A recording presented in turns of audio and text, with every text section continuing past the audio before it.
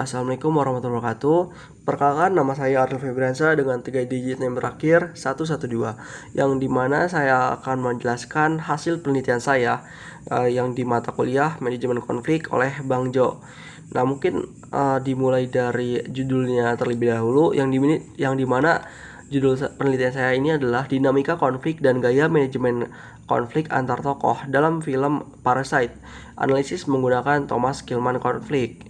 Nah, mungkin dari filmnya terlebih dahulu saya jelaskan terlebih dahulu. Nah, film Parasite ini sebenarnya menggambarkan kehidupan dua keluarga yang berasal dari kelas sosial yang sangat berbeda.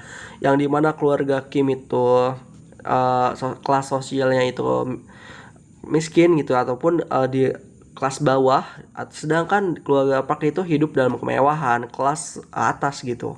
Nah, konflik dalam film ini sebenarnya tidak langsung muncul secara terbuka gitu.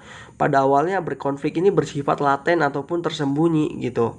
Nah, di sini rumusan masalah penelitian yang saya ajukan ada dua. Yang pertama, bagaimana bentuk dan dinamika perkembangan konflik antar tokoh dalam film Parasite dari yang bersifat laten ataupun tersembunyi hingga menjadi destruktif. Nah, yang kedua, bagaimana gaya manajemen konflik, yaitu competing, collaborating, compromising, avoiding, dan accommodating, itu yang digunakan oleh para tokoh dalam film Parasite dalam merespon situasi konflik berdasarkan teori Thomas Kilmann tadi. Nah, dari situ berdasarkan hasil penelitian saya, akar utama konflik itu ternyata bukan hanya persoalan ekonomi semata gitu, melainkan ketimpangan akses kelas sosial yang sangat tajam, yang dimana keluarga Kim dan keluarga Park ini terlihat perbedaan yang sangat signifikan pada sumber dayanya. Nah, lalu itu juga ada sebuah penghinaan simbolik gitu terhadap keluarga Kim gitu, yang dimana dia selalu dihina lah, ataupun secara eksplisit ataupun implisit. Nah, dampak konflik yang muncul tuh sangat serius kan. Konflik yang awalnya tersembunyi berkembang menjadi konflik destruktif. Nah, seperti itu. Nah, dalam penelitian ini saya kan menggunakan teori Thomas Kilmann yang menjelaskan 5 gaya manajemen konflik tadi, yaitu ada competing, collaborating, compromising, avoiding, dan accommodating.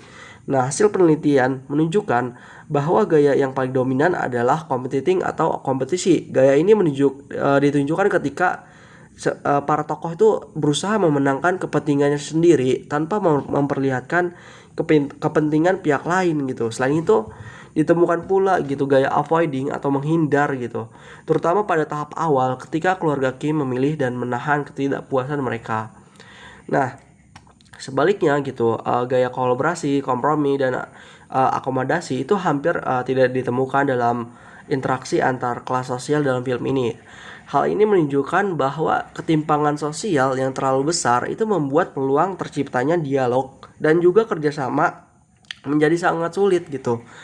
Nah, berdasarkan temuan tersebut, strategi konflik yang seharusnya dapat dilakukan adalah membangun komunikasi terbuka sejak awal, menciptakan ruang dialog yang setara antara pihak-pihak yang berkonflik gitu, serta mengembangkan pendekatan kolaboratif untuk mencari solusi bersama gitu.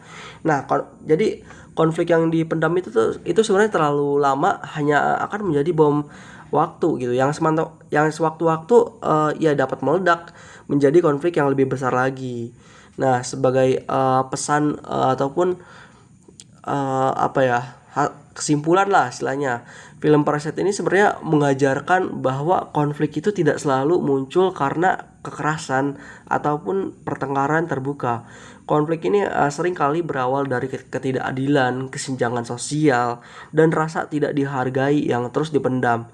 Oleh karena itu, penting bagi kita untuk membangun empati, menghargai martabat setiap manusia tanpa memandang status sosial, serta menyelesaikan konflik melalui komunikasi dan kerjasama sebelum berkembang menjadi konflik yang tadi destruktif gitu, konflik yang destruktif.